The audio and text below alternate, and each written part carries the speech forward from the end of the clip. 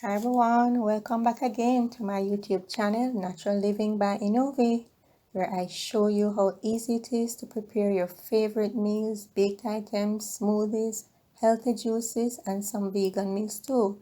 My focus is always on a healthy lifestyle, so check out my videos on healthy lifestyle tips, self-care, home care, jewelry making, and discussions on how to maintain a positive mindset.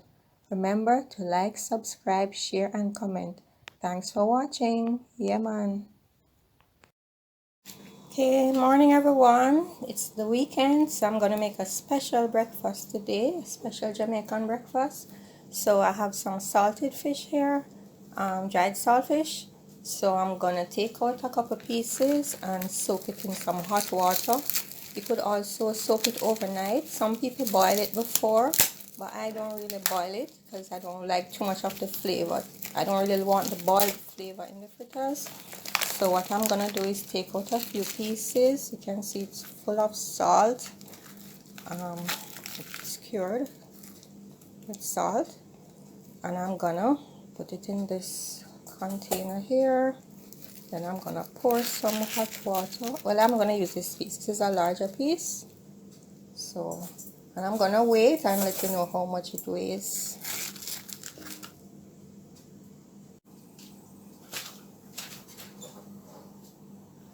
Okay, so I just weighed the codfish and it's a ½ pound. So here I'm gonna pour some hot water to cover it, which will soften it up a bit, so I'll be able to take off the scales and take the bones out of it easily. So I'm gonna let it soak just until it cools, because I could, if I wanted to cool faster, I could also just pour some pipe water on it, from the water from the tap on it. I'm gonna cover it. Okay, so while the saltfish is soaking, we don't say salted fish, we just say saltfish. While that is soaking, I'm gonna prepare the rest of the ingredients. Onion, I think I'm gonna use about ½ of an onion, so that I can because I'm not making a really big batch, so I can use about ½ of an onion. I'm gonna cut it up in some small pieces. Cut it as small as you like. If you like the bite of the chunks of the onion, then you don't have to cut them as small.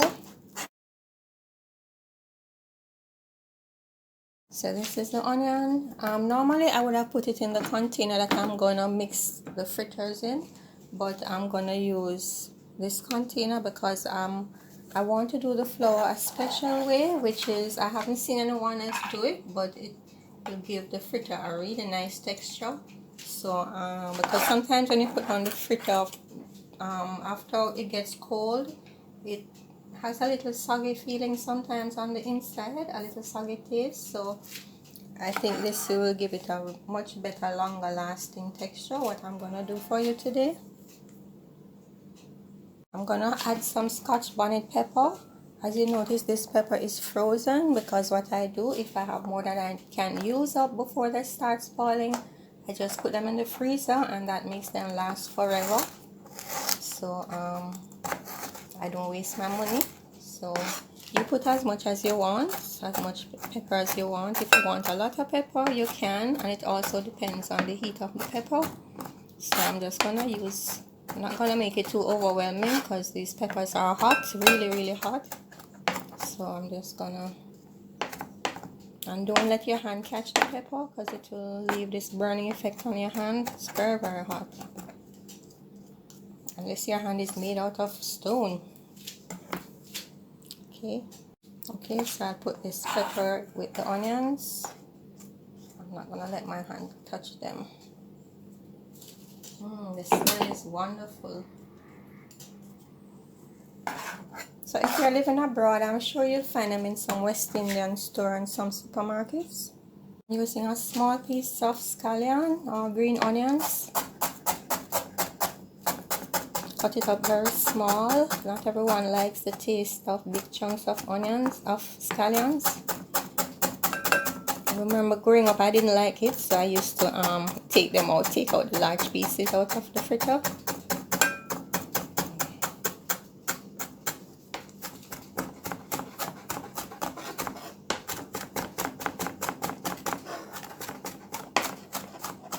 It's not too much. Again, I don't want the taste of the scallion to be too overwhelming in the fritter. So some people add all sorts of stuff. I'm keeping it very basic.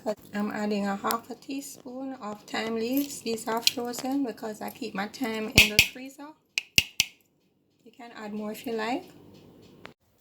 Okay, the water has now cooled, so I'm gonna take out the saltfish out of it.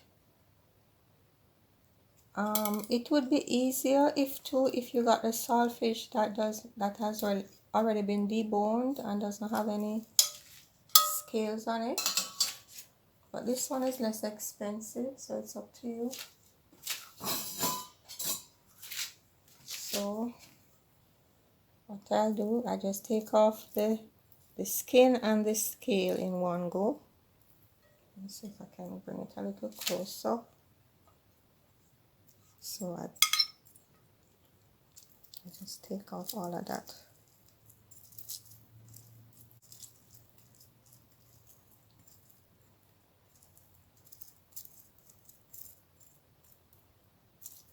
That's the reason we soak it in the hot water.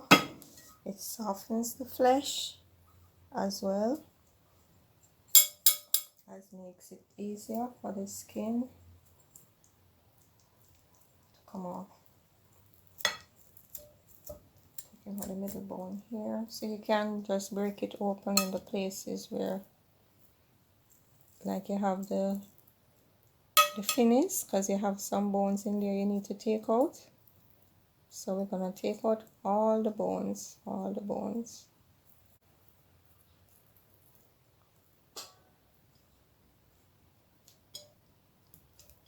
So try to keep it separate for what we want, what we don't want.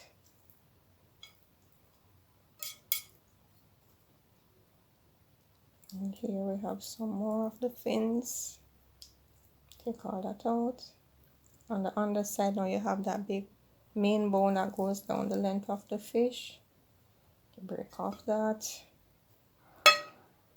and you just flake it apart.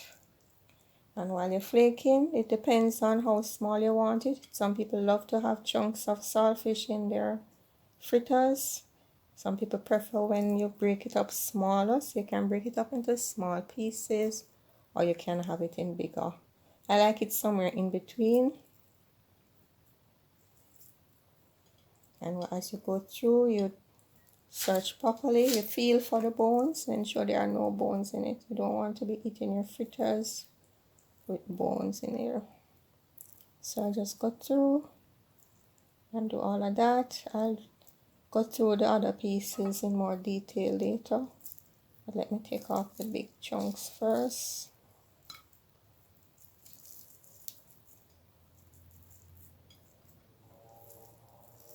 And just break it up.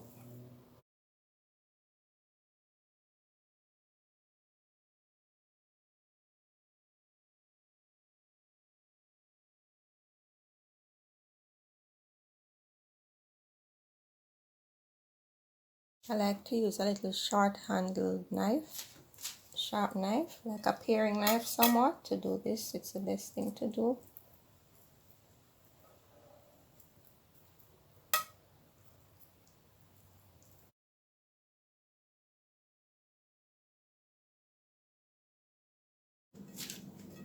Okay, so we're almost done. I have this little piece left. Sometimes you have some rubbery pieces of skin that are a little difficult to come off. Just put a little force in it and pull them off. So this is where now you see these little bones, they are covered with flesh. Some people throw them out like that, so if you go in a little deeper, you will see that there's a little bone inside. Some flesh around it, not a lot, but there's actually bone in the fin right there. So you have to be careful. A lot of people forget to take out these bones, or just don't bother to If you can't be bothered to take off the flesh off them, then just don't put them in there. Just be careful and look out for them. It's not nice to be eating saltfish and then you come across these little bones. So this piece is a little rubbery, so I'll just, this looks like the underside of the fish, so that looks like it for now. Okay, so what we're gonna do now is, first, what you have to do at this stage, look for a piece that was more in the middle, like for a thicker piece, and you taste it and see how it tastes. If it's salty, it should taste exactly how you want it to taste.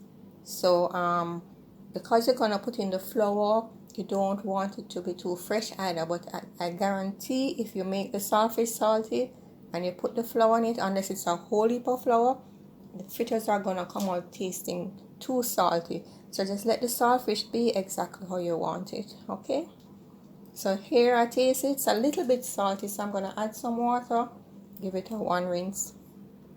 Okay, so here we are now. I'm gonna add some water.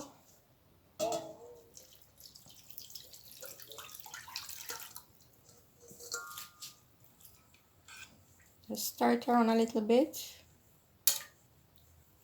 and then you just pour off the water. Or what you can do, instead of pouring off the water, you take the fish out of it, because sometimes when you pour off the water, it's like you leave back the salt in the fish. What you can actually do is take up a little piece and taste it and see if you wash out enough of the salt. That's fine, because you don't want it too salty.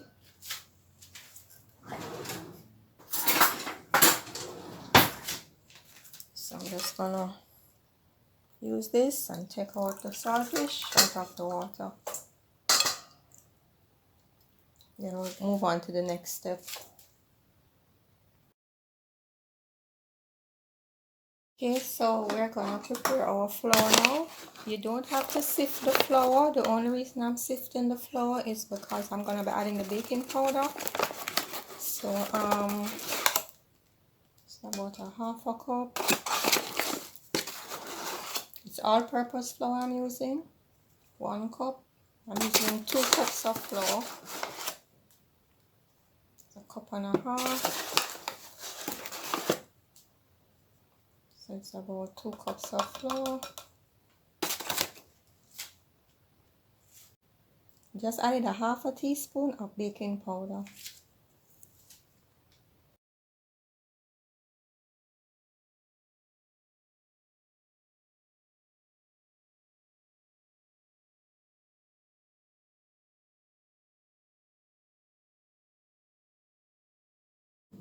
Okay, so I'm using about, not too much, about 2 teaspoons of your favorite butter or margarine. It doesn't matter which one you choose. I'm gonna use a fork to just incorporate the flour, incorporate the butter or margarine into the flour. You can also use your fingers until it represents, they say, represents fine breadcrumbs. So remember, you don't have to do this step. I just want a little flakier texture to my fritters, because sometimes when they get cold, they're not as tasty as when they're just fried. But when you do this, they will be crispy and delicious even if they're cold, right? So if you're gonna use your fingers, let me show you. This is how you do it. You just go like this and lift it up. It also makes it incorporates more air into the flour mixture. So you just rub it between your fingers like this.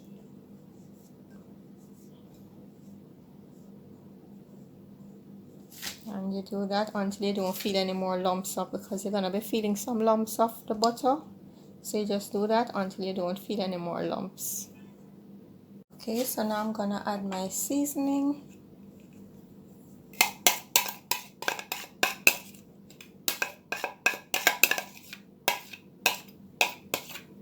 So you can add more flour, you can add less flour, you can add more saltfish, you can add less saltfish. Same thing with the seasoning, it's all up to you, whatever you like and what you don't like. I am, as you see, I have a lot of saltfish to the amount of flour because that's how I like it. I like to taste a lot of saltfish in my fritters. Okay, so what I do now, I'm gonna add a little black pepper. It's up to you how much black pepper you want to add to, but let's see how much I'm gonna add. You do it by judgment. So let's see. Not gonna overwhelm it. So I would say about a half a teaspoon of black pepper would be fine. That was a little bit less. Yeah, about a half a teaspoon of black pepper. Some people add all sorts of seasonings and powdered seasonings. I don't do that because if you have a nice Scotch bonnet pepper, you don't need anything more than that. And the saltfish, you want to retain that authentic taste. You don't want to, one thing with fish, you know, you don't want to overwhelm your pot with too many seasonings, or else you won't taste the beauty of the fish. So I just mix this up until everything is nicely incorporated, until it's evenly incorporated throughout. So now I start adding my water gradually.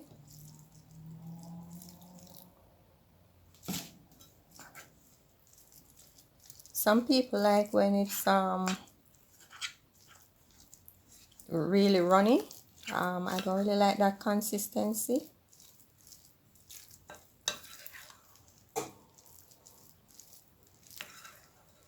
A little not as much as a dough, but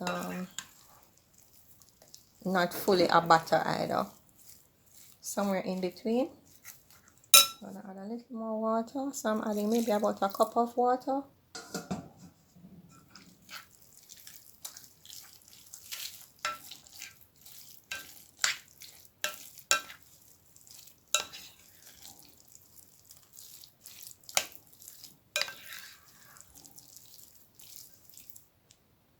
So I'm gonna ensure now there are no little pockets of flour in there. So I'm just gonna do a little, you know, quick mix and search. I call it my little searching technique to make sure there's no dry flour anywhere.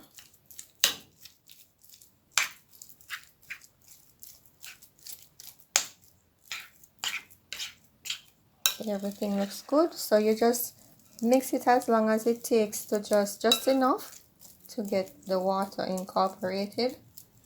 You don't over mix it. So this is how I want my batter to look like. Okay, so we're gonna fry our fritters. I'm using some authentic oil, my favorite. I want to use this for special dishes. So when you use this, you don't even need any extra seasonings either. It's just authentic virgin cold pressed Jamaican coconut oil. The flavor is absolutely amazing, amazing, amazing. I'm gonna add enough to so that when the fritters go in, it covers the fritters up to about halfway.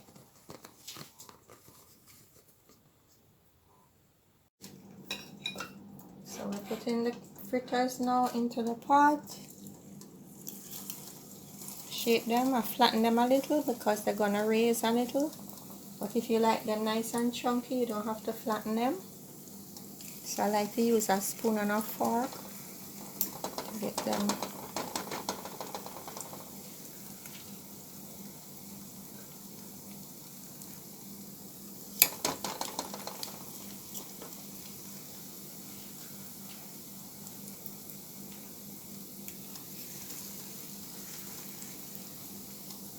Don't put them too close together, don't overcrowd the pot.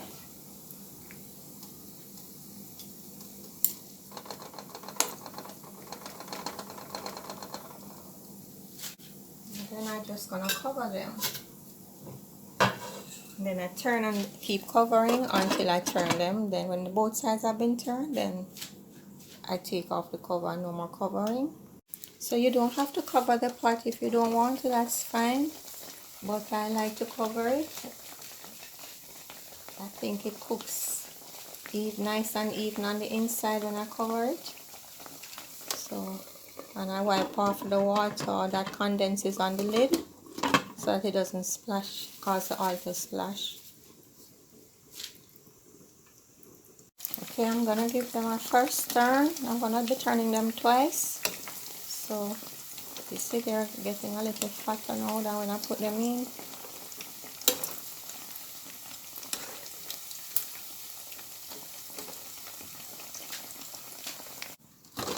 Okay, so I'm gonna turn them again.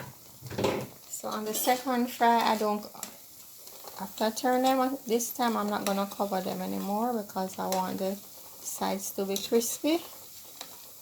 So I won't cover them again, just let them crisp up and get the color now.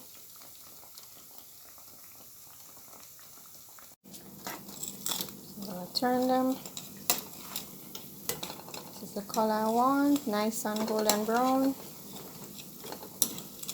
I'm gonna let the other side fry, and then we'll be ready. Okay, here we are now. Our fritters are nice and golden brown and ready.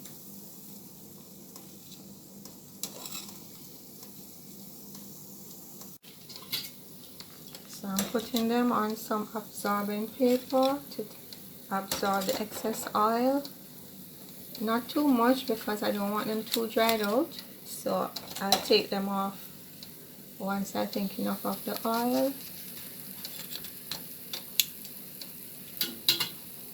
Has come out. So you see they're looking a little flakier than how they normally look because of how I did it. So these will be nice and crispy.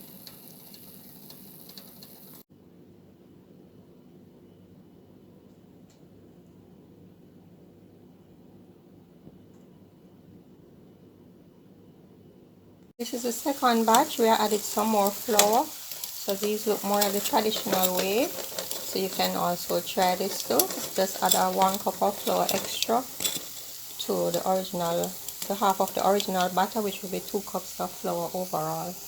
And then you give it a little, let me show you the consistency of the batter.